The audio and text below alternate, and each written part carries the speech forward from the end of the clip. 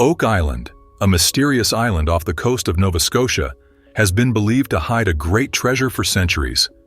The island is said to be cursed, and the legend warns that 7 people must die before the treasure is revealed.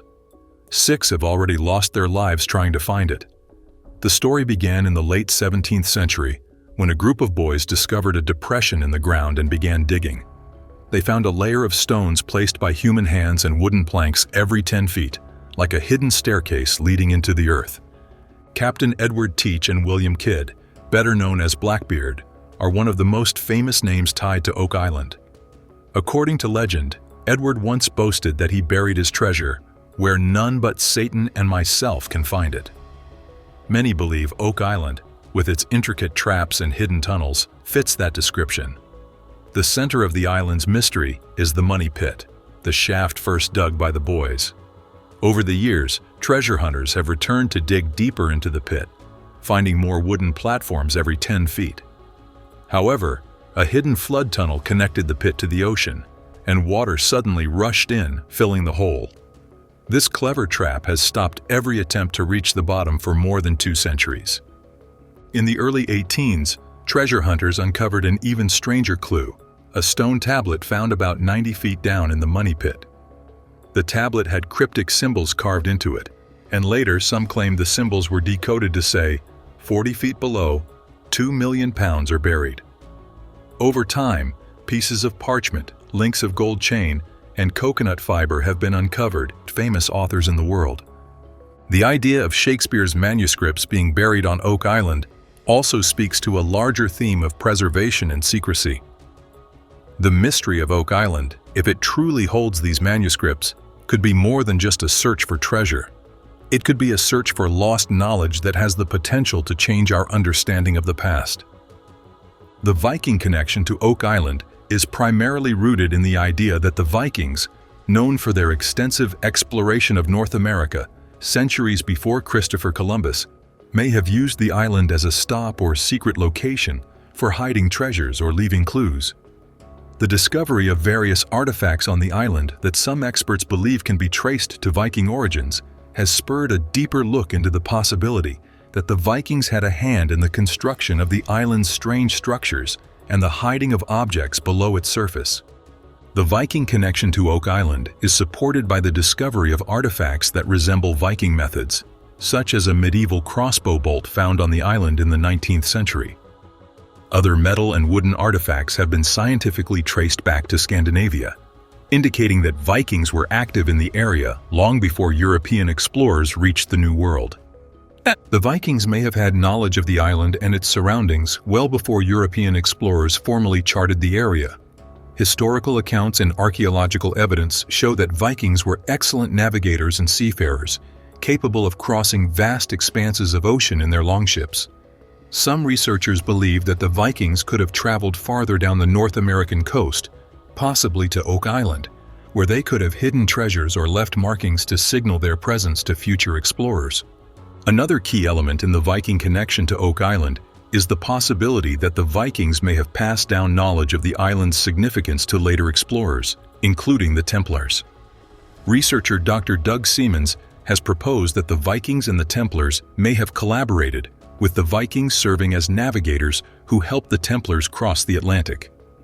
This theory suggests that the Vikings were instrumental in helping the Templars reach the New World, including the possibility that Oak Island was a destination for their sacred relics. While the evidence linking the Vikings to Oak Island is not conclusive, it is compelling. The presence of Viking artifacts, symbols, and structures on the island provides a tantalizing glimpse into the possibility that the Vikings played a significant role in the island's mystery. As more evidence continues to surface, the link between Viking exploration and the treasures hidden on the island will likely remain a subject of intense interest and investigation for years to come. The alien artifact theory is a fascinating concept that connects to the concept of infinite space. The universe contains billions of galaxies, each with its own collection of stars, planets, and potential life forms. If extraterrestrial civilizations exist, they could possess technologies far beyond anything we can imagine. Artifacts found on Oak Island, particularly those that defy conventional explanation, could be seen as a key to unlocking that knowledge. The connection between Oak Island and infinity space also ties into the ongoing search for extraterrestrial intelligence. Scientists have been scanning the skies for signals or signs of alien life, hoping to make contact with civilizations beyond our own. Some speculate that Oak Island could be a focal point of such an endeavor, with hidden messages or artifacts from otherworldly beings placed there as a way of communicating with future generations of Earthlings. These artifacts, if they exist, could serve as a bridge between humanity and the infinite cosmos, offering insights into the possibilities of life beyond our planet.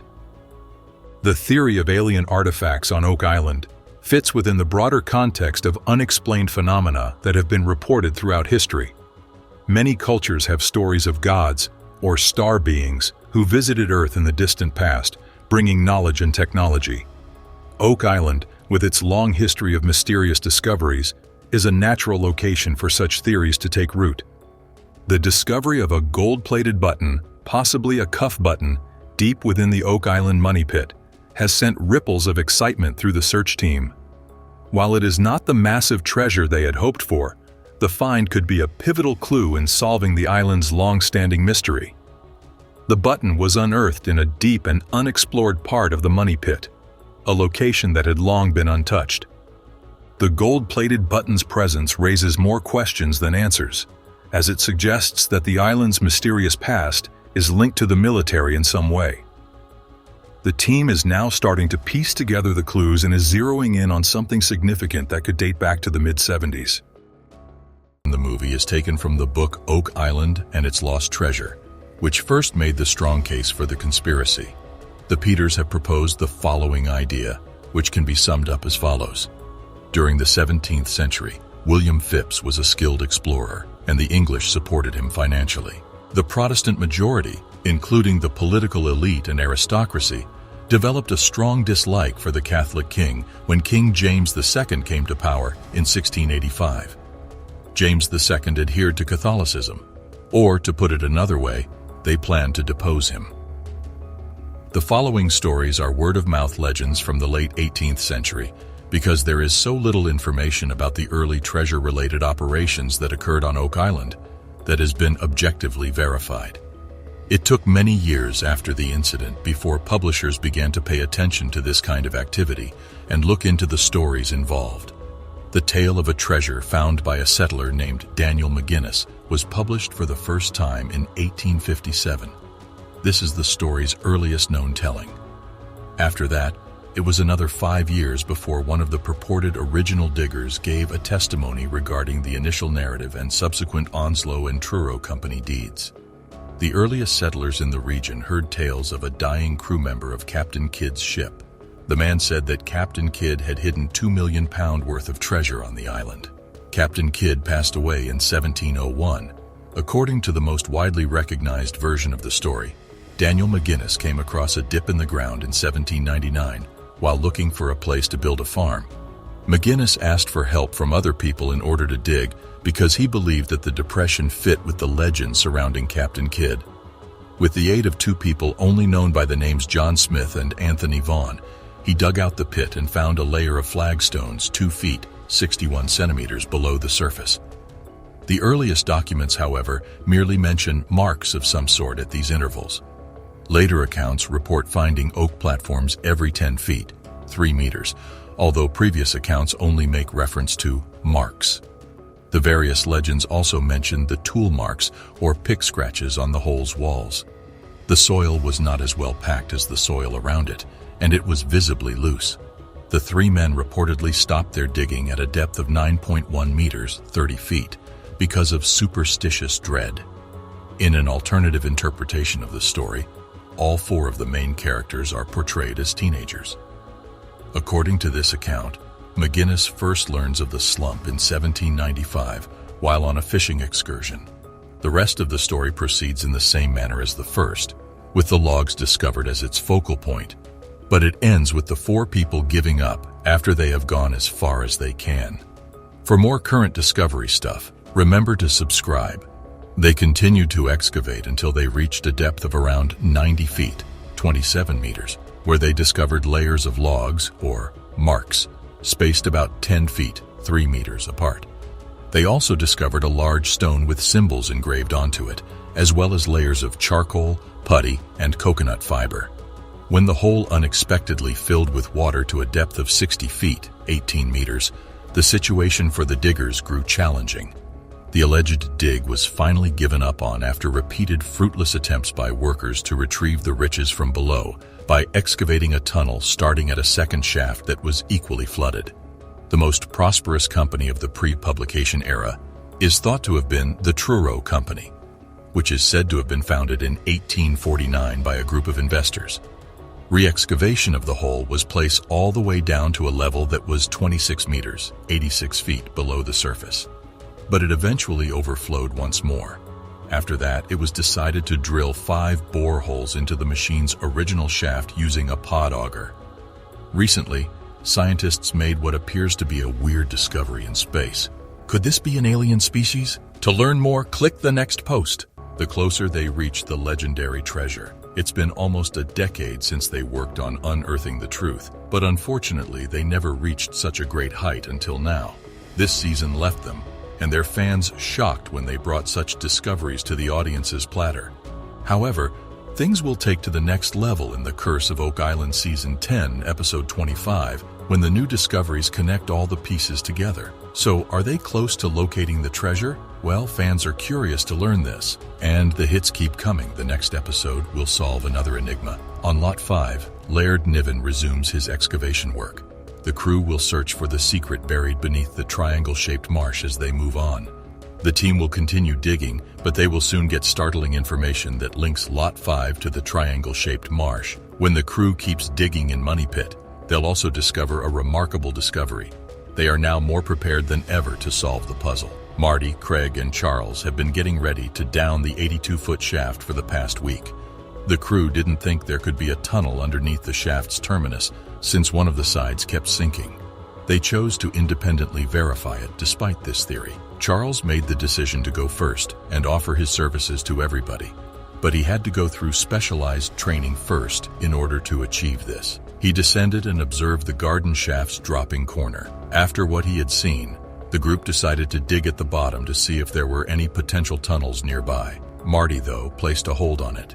He intended to perform a self-check but needed more time to complete his dedicated training. Meanwhile, Alex, Rick, and Peter traveled to Italy to consult Umberto Musa, a specialist in coins and artifacts from antiquity. He examined the coins and found Oak Island had some ties to the Roman Empire as well. This happened as a result of one of the coins being a Roman coin. Byzantine gold coins were weighed against another coin to determine whether or not they were genuine. Laird Niven's continuing drilling on Lot 5 resulted in their most recent finding. In the meantime, Rick kept searching for answers in the area known as Nolan's Cross, but for the time being, the group keeps looking into the enigmatic circular depression in the marsh. They discover ceramic shards and charcoal fragments that they surmise may be remnants of a cooking pot or a campfire. The lead artifact that was discovered in the swamp is examined by experts in the war room. They think it is a lead cross and that it was probably made in France. This could be proof that the French had anything to do with the Oak Island enigma. The group looked for tunnels beneath the garden shaft using a probing drill. They discovered a little quantity of wood that could be proof of a tunnel. This time, Gary Drayton uses a metal detector to check the recent spoils while the heavy equipment operator continues his work. 2 substantial iron spikes that Gary immediately finds are both dated to the 1700s. If the artifacts are actually from the 18th century, the narrator speculates that Smith's Cove flood tunnel builders rather than the Truro Company, who built Shaft 5 in 1850, are more likely to have left them behind. Later that day, Marty Lagena and Craig Tester participate via Skype at the War Room meeting of the Fellowship of the Dig. The crew is informed by Marty and Craig that they just met Jeremy Church, a geophysicist working for Eagle Canada's seismic exploration business, who appears in Season 6, Episodes 1 and 3. The data from the extensive seismic survey of the eastern half of Oak Island that Church and the rest of the Eagle Canada team completed back in Season 7, Episode 6 has finally been analyzed. The information points to the existence of an anomaly at a depth of around 60 feet close to the southeast corner of the cave-in pit. The anomaly significantly resembles the Smith's Cove flood tunnel since it is linear and looks to be moving toward the money pit. Remember how GPR specialists Steve Watson and Don Johnston found several subterranean anomalies close to the cave-in pit in Season 7, Episode 2? One of them was located at a depth of 82 feet, and the other was located at a depth of 91 feet. Following exploratory drilling, it was discovered that 4 feet of sand were present between 99 and 109 feet below the surface. Remember to subscribe to the channel for more blues from the world of mysteries. Today, Oak Island is still a fascinating location where tourists may follow in the footsteps of the pioneers by exploring the money pit's depths and taking in the incredible find that permanently altered the course of history. The island serves as a reminder that there are still mysteries to be solved, secrets to be revealed, and treasures hiding in the most unlikely locations. Click on the video links popping up for more interesting content, and we will catch you there in a minute. The Lagena brothers and their team are working on a small island off Nova Scotia's southern coast to find hidden treasures. The island is thought to hold valuable items left by different historical figures over time, and the TV show, The Curse of Oak Island, follows every detail of their search. The team often meets in the war room, where they are always excited and ready to dive into any new leads. However, they haven't found much yet. Just a few ancient Roman coins and a lead cross that could be linked to the Knights Templar. This cross discovery has led them to do a more careful, archaeology-focused excavation to check for more similar items. A spooky twist to their search is the legend of a curse that claims 7 people must die before the treasure can be discovered. So far, 6 deaths have been linked to this hunt, a dark fact that hangs over their efforts. Still, the team keeps going, hoping they won't end up as part of this frightening statistic. Every step forward just brings up more questions. Now they're thinking about building a big steel dam to dig deeper, which means they need to bring in more heavy equipment and spend more money. They've hired a crew to build a large crane pad, but by a strange twist of fate, it ended up right where they want to dig next. This mistake shows how their enthusiasm sometimes gets ahead of their planning. As time goes on, they find very little. Every small discovery is celebrated and closely examined for any importance, but these moments usually lead to more guesses rather than clear answers. The TV show thrives on this cycle, keeping viewers hooked with the promise of big discoveries that always seem just out of reach. As another day starts on the island, the team faces the upcoming challenges with determination and a realization that setbacks are likely. But the possibility of what might be buried underground, the stories, the history, and potential treasure, is enough to keep them coming back, shovels in hand, ready to dig again at a spot where old drainage systems once converged on their way to what is known as the original money pit. As they dig deeper, the team faces big problems that really test their determination and stretch their resources. The crane pad sitting right over an important spot was a major headache, not just because it was in the way physically, but also because of all the red tape involved in moving it. Working alongside the Irving equipment operators was crucial, but moving the crane, the largest piece of equipment, was a logistical challenge in itself. In conclusion, the Lagena brothers and their team are determined to find hidden treasures on Oak Island, despite facing numerous failures and setbacks. Their unwavering commitment to the search and their dedication to their mission make them a force to be reckoned with in the world of treasure hunting. The team of Rick, Marty, and Dave Blankenship embarked on a mission to uncover the hidden treasures of Smith's Cove, an area of significant interest. They faced numerous obstacles, including the crane pad dilemma, regulatory compliance, and logistical challenges. They planned meticulously in the war room and visited Smith's Cove to consult with Billy, an experienced archaeologist. Laird Niven recommended they first try to reach the slipway with their equipment, which would allow them to carefully clear and inspect the area. With some water drained away, the team gained access to previously unreachable parts of Smith's Cove, revealing a concrete wall, a stone box drain, and the remains of an old wharf or slipway that treasure hunter Gilbert Heaton first discovered back in 1836.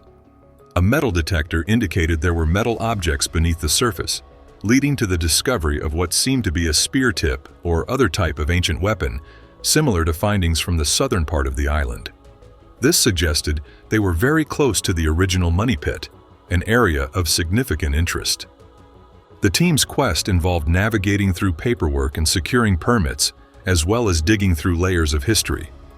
The possibility that ancient Romans might have reached the New World long before Christopher Columbus was particularly captivating for the team. The potential Roman spear point they discovered hinted at the site's ancient origins and raised the exciting possibility of uncovering more